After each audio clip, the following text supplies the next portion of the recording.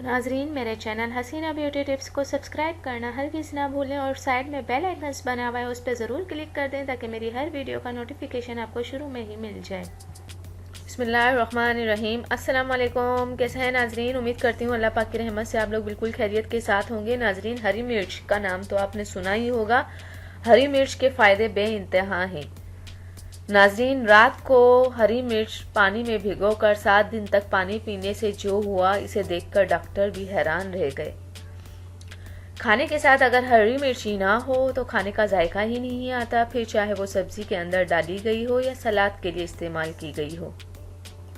दुनिया में हर जगह खाना खाने के लिए इसका इस्तेमाल किया जाता है और माहिरीन के मुताबिक इसमें ऐसे खास अज्जा पाए जाते हैं जिनसे इंसानी जिस्म में कहीं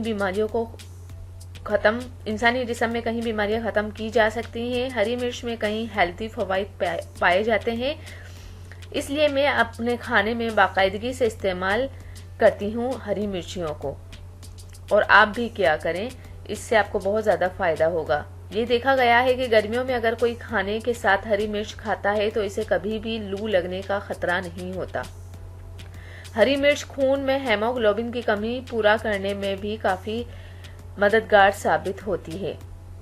औरतों में अक्सर आयरन की कमी हो जाती है, लेकिन अगर आप खाने के साथ रोज ये खाएं तो आपकी ये कमी भी पूरी हो जाएगी।